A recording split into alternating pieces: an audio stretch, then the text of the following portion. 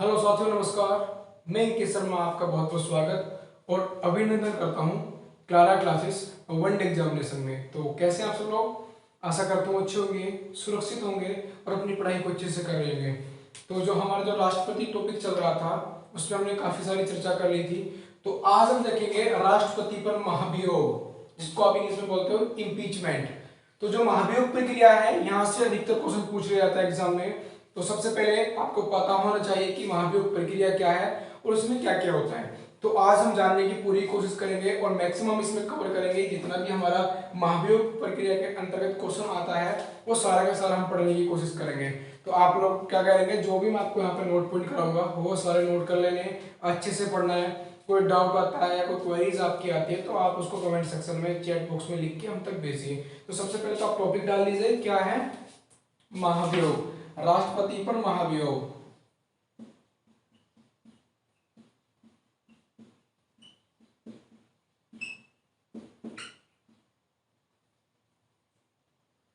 सबसे पहली बात कि जो महाभियोग का जिक्र है हमारे संविधान में, ये केवल राष्ट्रपति पर ही लागू होता है, या यूं कह लीजिए आप, जो महाभियोग प्रक्रिया है वो केवल राष्ट्रपति पर लागू होती है। तो यह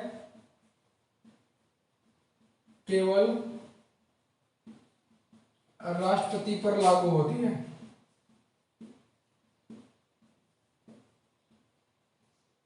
ठीक है भैया, पहला पॉइंट ये होगा कि जो है हमारे राष्ट्रपति पर लागू होती है। अब दूसरा पॉइंट, इसका आर्टिकल आपसे पूछता है। अगर हमारे संविधान में इसका उल्लेख है तो आर्टिकल का है। तो काफी सारे जो स्टूडेंट्स हैं वो 61 आर्टिकल लगाते हैं। हालांकि आपको भी क्या करना है, अगर आपसे यूपीएससी में पूछा जाएगा वो 61 आर्टिकल ही लगाना है। लेकिन अगर आपसे पूछा जाए, वहां पे आर्टिकल 2-3 दे रखे हो आर्टिकल, जैसे आपसे मैं पूछता हूँ जो राष्ट्र कथन या करण में या बड़े जो स्टेटमेंट वाले क्वेश्चंस बनते हैं वहां पे क्या पूछ लेगा कि या जो डिस्क्रिप्टिव क्वेश्चन बनते हैं तो उसमें क्या पूछ सकता है, आपसे पूछ सकता है कि जो राष्ट्रपति पर महाभियोग की प्रक्रिया का उल्लेख कहां पर है। जो उल्लेख प्रक्रिया कैसा होगी, प्रक्रिया क्या होगा, उस प्रक्रिया में प्रक्रिया का उल्लेख किया गया है आर्टिकल 61 में, लेकिन उसका आधार, किस आधार पर वो प्रक्रिया लाई जाएगी, तो आधार की प्रक्रिया तो 56 में है। तो ये आर्टिकल 56 और 61 जो आर्टिकल है हमारे, ये हमारे राष्ट्रपति पर महाभियोग से संबंधित है। 56 में क्या लिखा है, किस आधार पर आपको, वो क्या आधार है जो राष्ट्रपति पर महाभियोग लगाने के लिए होगा। क्यों? कोई ना कोई तो आधार होना चाहिए। तो केवल एक ही आधार है जिसके कारण राष्ट्रपति पर महाभियोग लगता है। वो आधार क्या है? अगर राष्ट्रपति संविधान का पालन नहीं करता है, या कह दीजिए अतिक्रमण करता है, संविधान का पालन नहीं करता है, उसका अतिक्रमण करता है, तो राष्ट्रपति पर महाभियोग लगेगा। या कि एक पॉइंट आप लिखेंगे, राष्ट्रपति यदि अतिक्रमण करता है, अतिक्रमण या आपके लिए संविधान का अनुपालन करता है, तो यह आपका महाभियोग लगाया जाएगा राष्ट्रपति पर। अब लगाया कैसे जाता है, क्या होता है, कहां पर प्रस्ताव लाया जाता है, क्या क्या प्रक्रिया होती है। तो देखो, संसद में जो देखो, पहले तो सबसे पहले पता कीजिए संसद का। संसद हमारा 3 वस्तुओं से मिलकर बनी है, कह लीजिए 3 अंगों से। पहला राष्ट्रपति, दूसरा राज्यसभा, तीसरा लोकसभा। तो ये जो है 3 आपसे अंग पूछेगा कि हमारी संसद के 3 क्या हैं अंग। तो 3 अंग हमारे राष्ट्रपति, राज्यसभा, लोकसभा। चूंकि आप बात कर रहे हैं राष्ट्रपति पर महाभियोग प्रक्रिया लाने की, तो राष्ट्रपति पर जो महाभियोग की प्रक्रिया है वो आपके संसद में लाई जाएगी। संसद के जो 2 सदन हैं, राज्यसभा और लोकसभा, या आप कह लीजिए जो महाभियोग की प्रक्रिया है वो राज्यसभा और लोकसभा में आएगी। या तो आप राज्यसभा में लिए या लोकसभा में, हालांकि लाना दोनों में है। ये आपका खुद का स्वयं विवेक है कि आप पहले किस में लाने चाह रहे हैं। लाना आपको दोनों में पड़ेगा। क्या होता है कि राष्ट्रपति पर महाभियोग लगाना है, महाभियोग लगाने के लिए आपको प्रस्ताव लाना पड़ेगा। प्रस्ताव या तो आप पहले लोकसभा में ला सकते हैं या राज्यसभा में, आप संसद के कोई भी सदन में प्रस्ताव ला सकते हैं। लेकिन प्रस्ताव लाने के बाद क्या होता है, क्वेश्चन यहां से नहीं पूछा जाता कि आप किस सदन में प्रस्ताव लाते हो। अगर क्वेश्चन यहां से ये पूछा गया कि राष्ट्रपति पर महाभियोग के उपलक्ष्य में या महाभियोग के उपरांत जो प्रस्ताव आता है वो कौन से सदन में आता है, तो आप क्या होगा, राज्यसभा और लोकसभा दोनों सदन में आता है। लेकिन प्रश्न यहाँ पे ये क्रिएट नहीं होता, जो क्वेश्चन बनता है यहाँ पे अच्छा क्वेश्चन ये बनता है कि सदस्य संख्या, कितनी सदस्य संख्या होनी चाहिए, क्या होना चाहिए। देखिए जिस सदन में भी आप प्रस्ताव ला रहे हैं, जिस सदन में भी आप प्रस्ताव ला रहे हैं उस सदन का 1/4 सदस्य है, यानी कि जो सदस्य है वहां पे 1/4 सदस्यों का आपके पास समर्थन होना चाहिए। पहली बात तो जो 1/4 सदस्य है, या आप कह लीजिए अगर 400 सदस्य हैं तो 400 में से 100 सदस्यों का आपके पास समर्थन होना चाहिए, तब आप राष्ट्रपति के विपक्ष में क्या ला सकते हैं, महाभियोग की प्रक्रिया ला सकते हैं। एक बात तो हमारी ये रह गई। दूसरी बात, जिस सदन में ला रहे हैं, या मान लीजिए आप सबसे पहले लोकसभा में लेकर आए हैं, आप सबसे पहले महाभियोग प्रक्रिया प्रस्ताव को लोकसभा में लाए। अब प्रस्ताव आप लोकसभा में लाए, प्रस्ताव आप कभी भी ला सकते हैं, नो डाउट, जब आपका मन करे प्रस्ताव लाइए। लेकिन प्रस्ताव लाने के बाद 14 दिन बाद, प्रस्ताव लाने के 14 दिन के भीतर भीतर आपको राष्ट्रपति को यह बताना होता है कि आपके खिलाफ महाभियोग का प्रस्ताव आया है। सपोज करो लोकसभा में राष्ट्रपति के पक्ष में क्या आया, महाभियोग का प्रस्ताव आया, तो लोकसभा के 2/3 सदस्य कुल याद रखना है, ये नंबरिंग यहां पे बहुत ज्यादा मिस्टेक होती है। कुल सदस्य संख्या,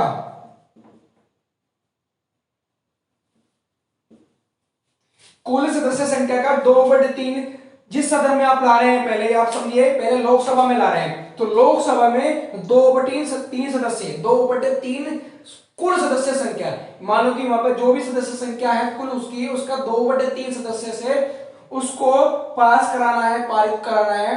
पारित कराने के बाद वो दूसरे सदन में जाएगा, उसके बाद आपका राज्यसभा में जाएगा। अगर राज्यसभा भी उसी बहुमत से, यानी कि क्या है कि 2/3 ही बहुमत से कुल सदस्य संख्या, याद रखेंगे, केवल ये आपको याद रखना है कि कुल सदस्य संख्या का 2/3 से अगर दूसरे सदन में भी वो पास हो जाता है, तो जिस दिन वह पास होता है उस दिन से राष्ट्रपति का पद खाली माना जाता है। एक बार फिर समझिए आपको क्या करना है, राष्ट्रपति के विपक्ष में क्या महाभियोग का प्रस्ताव लाना है, तो आप कहेंगे कि किस सदन में लाए, आप कोई सी सदन में लाइए, उसकी कोई दिक्कत नहीं है। सदन में लेकर आए, आप सदन में मैंने माना आप पहले लोकसभा में लेकर आए, लोकसभा में जब लाते हो तो लोकसभा में लाने से पहले तो आपके पास 1/4 सदस्यों का समर्थन होना चाहिए कि जो आप ला रहे हैं प्रस्ताव उसमें 1/4 सदस्य आपके साथ हैं या नहीं है। पहली बात तो ये। दूसरी बात, जिस सदन में ला रहे हैं उस सदस्य की कुल सदस्य संख्या का, उस सदन की कुल सदस्य संख्या का 2/3 सदस्य से पारित होना चाहिए, पास करना चाहिए वहां पर वो प्रस्ताव। उसके बाद वो दूसरे सदन में जाता है, दूसरे सदन भी अगर उसी बहुमत से, उसी बहुमत का मतलब है 2/3 सदस्य संख्या कुल से अगर पास कर देता है तो उस दिन से हमारा राष्ट्रपति का पद जो रिक्त माना जाता है। क्लियर है, यहाँ पे महाभियोग की प्रक्रिया क्लियर है। चलिए ये आप इसमें कर लीजिए, ये सब नोट करिए। दूसरी बात मैंने आपको बताया था, जब प्रस्ताव लाते हैं उसके 14 दिन के भीतर भीतर राष्ट्रपति को यह बताना होता है कि तुम्हारे खिलाफ जो है क्या प्रस्ताव लाया गया है, महाभियोग का प्रस्ताव लाया गया है, यह 14 दिन के भीतर भीतर बताना होता है। उसमें राष्ट्रपति अपना पक्ष रख सकते हैं, खुद भी रख सकते हैं, या अपने वकील से बोल सकते हैं कि उनका वकील जो है पक्ष रख सकता है। लेकिन यहाँ पे कुछ बातें नोट करने के लिए हैं, और वो मैं आपको हेडिंग वाइज लिखूंगा, वो प्लीज आप नोट कर लेना है ताकि आपको कोई दिक्कत ना हो। ठीक है, राष्ट्रपति पर महाभियोग से काफी बार जो है ना एग्जाम में क्वेश्चन सीधे सीधे पूछ लिया जाता है। अब देखो, अब देखिए नोट पॉइंट डाल के लिखो, ये नोट पॉइंट आपको बहुत इंपॉर्टेंट है। नोट, पहला पॉइंट, जिस सदन में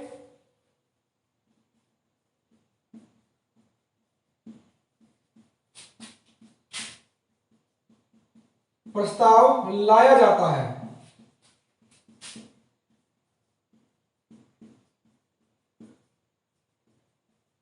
उस सदन के कुल 2/3 सदस्य संख्या से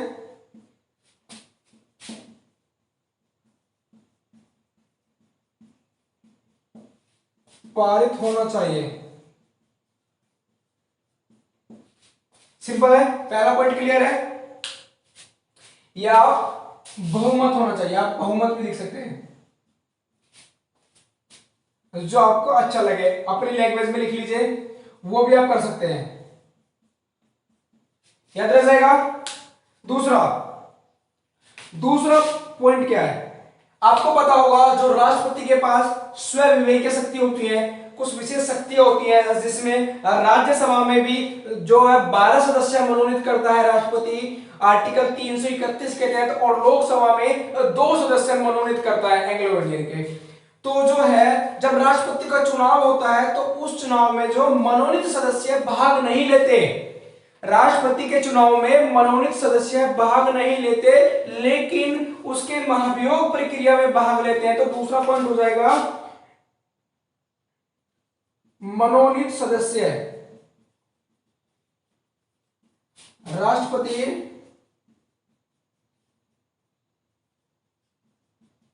चुनाव में भाग नहीं लेते, परंतु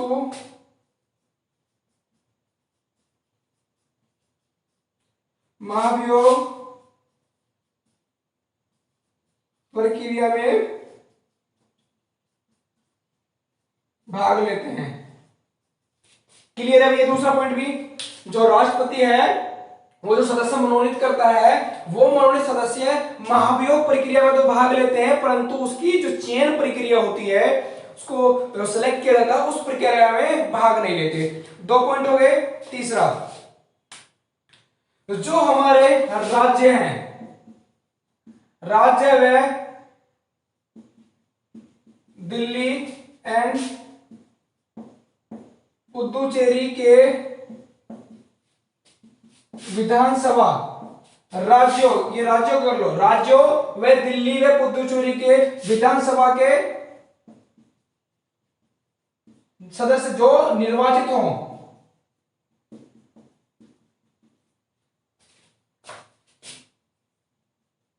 भाग नहीं लेते।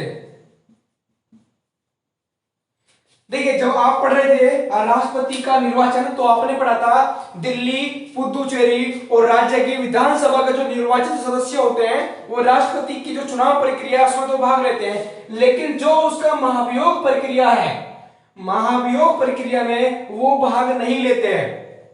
क्लियर है? तो 3 पॉइंट आपके सामने है, क्लियर हो गए। अब बात करते हैं आगे के, ये 3 अगर नोट हो गया तो मैं आगे चलूं फिर। ये आपको एकदम नोट करके लिख लेने हैं, ये आपको बहुत ज्यादा हेल्प करेंगे। क्वेश्चन जिन्हीं से पूछेगा कि राष्ट्रपति प्रक्रिया में कौन भाग नहीं लेता है, कौन भाग लेता है, ठीक है। अगला पॉइंट यह है एक अर्ध न्यायिक प्रक्रिया है। यह एक अर्ध न्यायिक प्रक्रिया है। अर्ध न्यायिक प्रक्रिया मतलब देखिए, अगर आपका कोई केस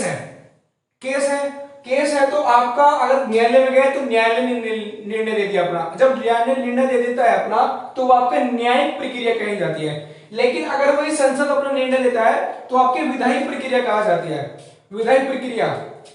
तो आप कहोगे कि यहाँ पे भी जो संसद उसका निर्णय कर रही है, जो हमारा संसद है, संसद ही तो कर रही है निर्णय भाई, वो उसका महाभियोग जो है, महाभियोग की जो प्रक्रिया उस संसद के द्वारा लगाई जाती है।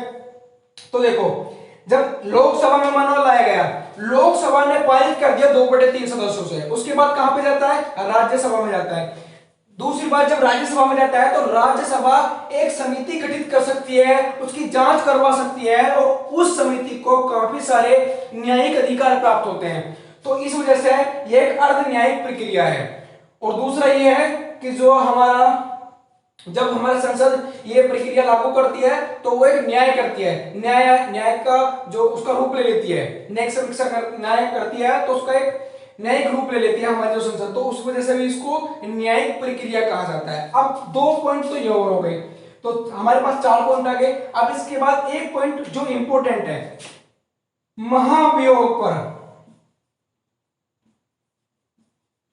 महाभियोग पर संयुक्त अधिवेशन नहीं बुलाया जाता।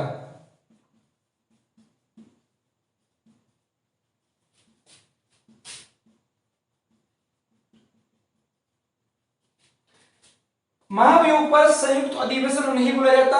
अब देखो ये इंपोर्टेंट है, क्वेश्चन यहां से कैसे पूछेगा, क्वेश्चन यहां से ही कंफर्म पूछेगा कि क्या राष्ट्रपति के महाभियोग प्रक्रिया में संयुक्त अधिवेशन बुलाया जा सकता है या नहीं, ये पूछेगा आपसे।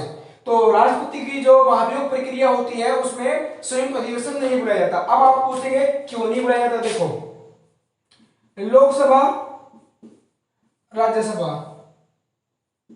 इसमें कितने 545 है, इसमें कितने 245 मान लो, ठीक है। अब मान लो संयुक्त अधिवेशन हमने बुलाया, पहली बात तो संयुक्त अधिवेशन कौन बुलाता है, राष्ट्रपति बुलाता है, अध्यक्षता कौन करता है, लोकसभा अध्यक्ष करता है। दूसरी चीज ये ठीक है, अधिवेशन पहली बात महाभियोग किसके खिलाफ बुलाया जा रहा है, राष्ट्रपति के, वही संयुक्त अधिवेशन बुला रहा है। मान लो लोकसभा में सरकार को बहुमत है, काफी सारी सीटें हैं, अब 2/3 से पास कराना है, तो 2/3 से ज्यादा बहुमत तो इसके पास हो जाएगा, इसके पास कम पड़ जाएगा, तो इसी की वजह से पारित हो जाएगा। तो इस वजह से क्या होता है, कभी भी महाभियोग प्रक्रिया में संयुक्त अधिवेशन नहीं बुलाया जाता। क्यों, क्योंकि अगर एक की सीटें ज्यादा है दूसरे की कम है, अगर दोनों का वेटेज बराबर होता तो बुला लिया जाता, लेकिन यहाँ पर वेटेज ही नहीं है। तो इस वजह से जो हमारे संविधान के निर्माता थे उन्होंने देखा कि ये तो गलत हो जाएगा, अगर इस पर संयुक्त अधिवेशन बुलाया तो ये तो प्रक्रिया अच्छी और नहीं होगी, तो उस वजह से इस पर संयुक्त अधिवेशन नहीं बुलाया जाता। क्लियर है भैया, ये सब 4 5 पॉइंट 6 पॉइंट है, ये आपको पता होनी चाहिए। अब देखो सबसे बड़ा प्रश्न बनता है कि जब राष्ट्रपति पर महाभियोग प्रक्रिया चलती है, मान लो आज हमारा तारीख है 1 अगस्त है, ठीक है, और 1 अगस्त कोई भी डेट आप मान सकते हैं, मैंने अपने मन से डेट मानी। 1 अगस्त को हमारा महाभियोग प्रक्रिया के लिए प्रस्ताव आया, प्रस्ताव आने के बाद सितंबर में उस पर सुनवाई हुई, या मान लीजिए अगस्त में 15 को सुनवाई होगी। सुनवाई होने के बाद फिर वो 20 तारीख को वो क्या पारित हो गया, 20 तारीख को पारित हो गया, 25 को दूसरे सदन में पहुंचा, राज्यसभा में पहुंचा, राज्यसभा ने कमेटी गठित की, कमेटी गठित करने पर जांच करवाई, 2 महीने लग गए। यहाँ अगस्त के बाद सितंबर अक्टूबर नवंबर में पहुंच गया, नवंबर में जाके दूसरी मतलब राज्यसभा से भी पारित हो गया, यहाँ से भी पारित हो गया। तो पहला पॉइंट तो ये कि क्या राष्ट्रपति तब तक अपने पद पर रहेगा, जब तक महाभियोग प्रक्रिया पूरी नहीं होती तब तक राष्ट्रपति अपने पद पर रहता है, पहली बात तो ये। दूसरी बात यहाँ कंफ्यूजन रहता है कि जब से महाभियोग प्रक्रिया लागू होती है और जब तक चलती है, क्या राष्ट्रपति को सभी अधिकार, वेतन भत्ते सब कुछ प्राप्त होता है, तो राष्ट्रपति पर जब तक महाभियोग प्रक्रिया चलती है तब तक उसे वेतन भी, भत्ते भी और उसके वो सारे अधिकार, वो सारी शक्तियां उसको प्राप्त होती है। लेकिन जिस दिन महाभियोग प्रक्रिया पारित हो जाती है, दोनों सदनों से पास हो जाता है, तो उस दिन राष्ट्रपति अगर ना चाहकर भी अपना पद छोड़े, लेकिन हमारे कॉन्स्टिट्यूशन में लिखा गया है अगर दोनों सदनों से पारित हो गया तो उस दिन से राष्ट्रपति का पद रिक्त माना जाएगा, उस दिन से राष्ट्रपति अपना पद त्याग देंगे, ठीक है। तो ये हमारा महाभियोग प्रक्रिया है, इसलिए मैंने इसको अलग से पढ़ा है क्योंकि काफी सारे कंफ्यूजन यहाँ पे महाभियोग प्रक्रिया में रहते हैं। तो आपको क्लास अगर अच्छी लगी है तो ज्यादा से ज्यादा दोस्तों तक पहुंचाइए, सबको बताइए, क्लास रेगुलर चल रही है, आप लोग अच्छे से आके ज्वाइन करिए। Clara classes one day examination पे प्ले स्टोर पे अवेलेबल है, उसको वहां पे जाके ज्वाइन करिए, डाउनलोड करिए, वहां पर रजिस्टर करके क्लास उसको लेकर के आराम से पढ़िए, सारी की सारी क्लास अवेलेबल है।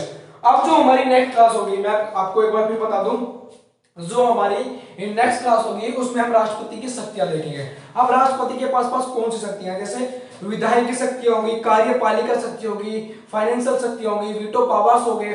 तो जो राष्ट्रपति टॉपिक है काफी लंबा टॉपिक है, तो आप लोग आराम से निश्चित होकर आराम से नोट्स बनाएं, अच्छे से पढ़ें। कोई डाउट कोई क्वेरी जाती है किसी भी प्रकार की तो हमें जरूर बताएं, ठीक है।